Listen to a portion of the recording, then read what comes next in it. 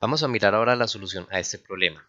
Este problema en particular lo he llamado que el problema del estudiante espabilado porque es un error muy común que se comete cuando se hacen simulaciones de sistemas en algo como MATLAB.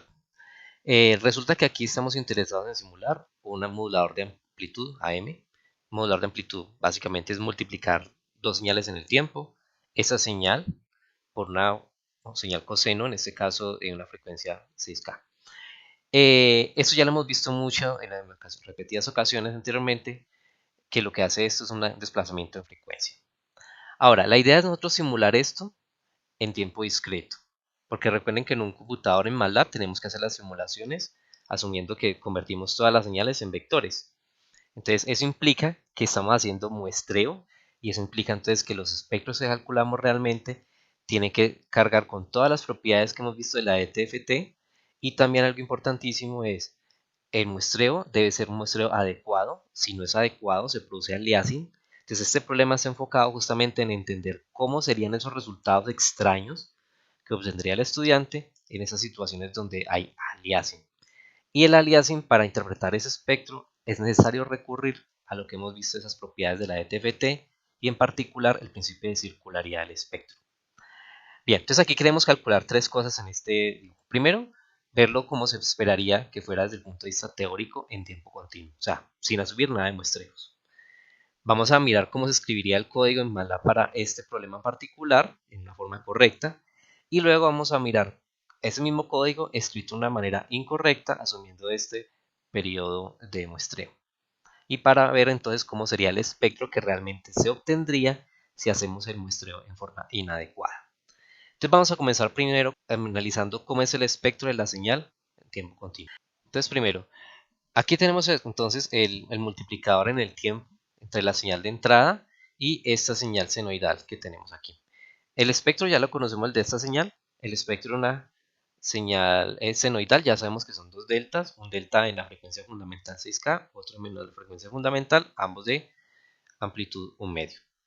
Ahora, recordemos entonces que producto en el tiempo implica convolución en la frecuencia. Entonces sería convolución entre este espectro y estos deltas. Y esa convolución, ya hemos mirado en repetidas ocasiones, esa convolución consiste en desplazamiento en frecuencia.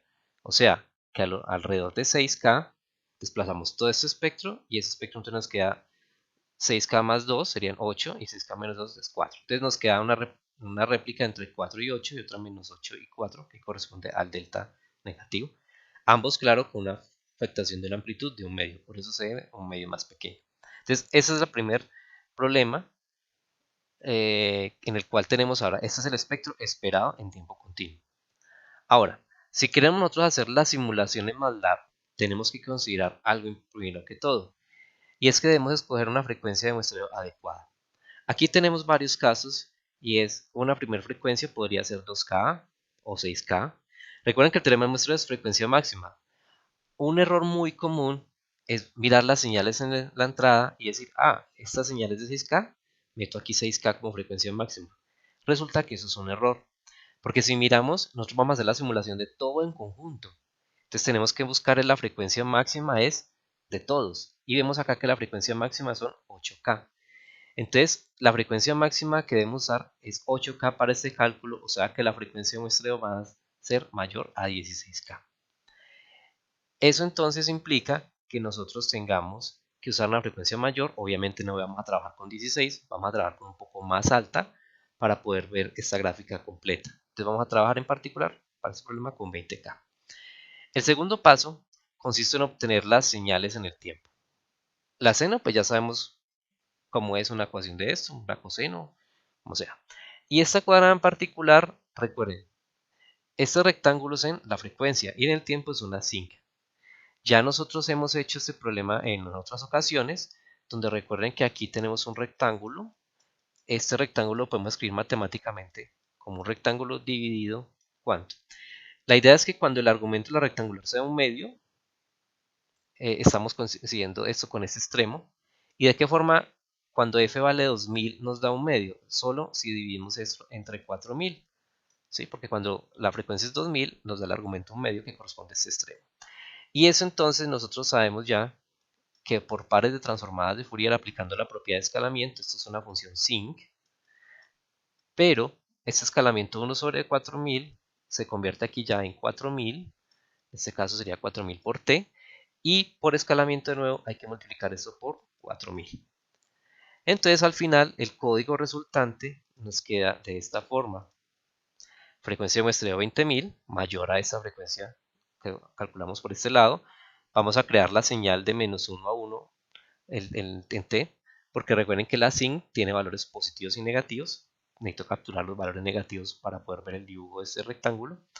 Tenemos entonces aquí generada la señal que corresponde a este espectro, la coseno multiplicada por x, que equivale a la señal en este punto, y finalmente calculamos el espectro.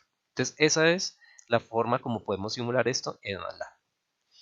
Ahora vamos a ver la tercera pregunta, y es, vamos a mirar qué ocurre si en el código anterior usamos un vector t con un paso de 0.002. Entonces primero que todo recuerden, si este es el paso, ese paso es el periodo de muestreo.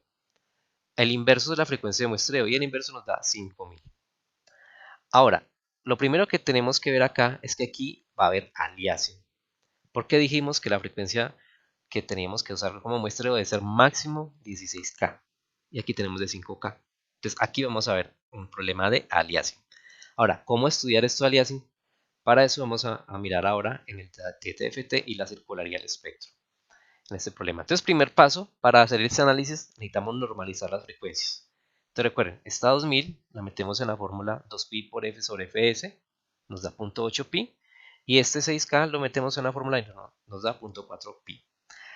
Resulta que si ustedes miran este dibujo en particular, resulta que esto significa que esto se vuelve menos 0.8pi, y esto se va a volver entonces 0.8pi.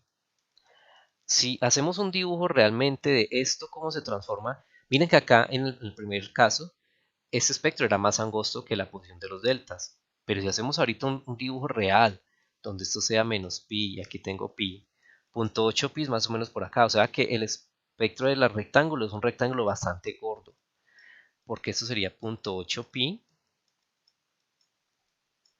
y esto sería menos 0.8 pi. O sea, es bastante gordo en este caso. Y si miramos los deltas, este en particular se va a transformar en 0.4 pi. O sea que esto es 0.8 pi y 0.4 está por acá adentro. Entonces noten ustedes que por efecto de esta normalización o por efecto de este aliasing, el espectro de la rectangular se va a volver mucho más gordo comparado con la posición de los deltas, y eso va a implicarnos una serie de problemas. Entonces miren la importancia de seleccionar bien adecuadamente la frecuencia de muestreo. Vamos entonces ahora a mirar cómo es esto gráficamente. Entonces les decía, estas frecuencias las tenemos que convertir en estos valores. Vamos a solucionar ahora todo en el dominio de la TFT. Entonces primero voy a hacer una gráfica con varios puntos. Aquí tenemos esto en décimas de pi, por eso acá multiplicamos por pi. Entonces, primero que todo, recuerden que el espectro es desplazar alrededor de 0.4 pi, alrededor de esa delta, vamos a desplazar el espectro de este rectángulo. Como este rectángulo tiene ancho 0.8, sería 0.4 más 0.8, sería 1, 2. Y 0.4 menos 0.8 sería menos 0.4. Entonces, esa es la primera réplica.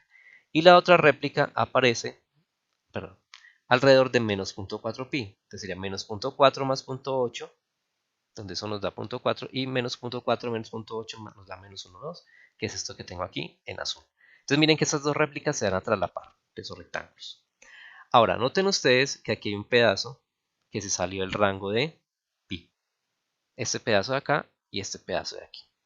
Ya hemos visto entonces que esos pedazos que se salen por circularidad del espectro es necesario mapearlos antes de menos pi. O sea, es como si hubiéramos recortado este rectángulo y lo dibujamos alrededor de este punto. O sea, esto va de 1 a 0.2, entonces aquí lo dibujamos entonces de 1 a 0.8 porque tiene el ancho 0.2.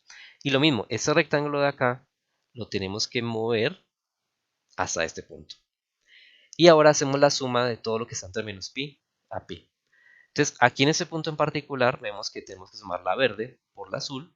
Eso nos va a dar entonces el doble amplitud. Aquí, en este punto solamente está la gráfica azul, o sea que aquí solamente depende de esta.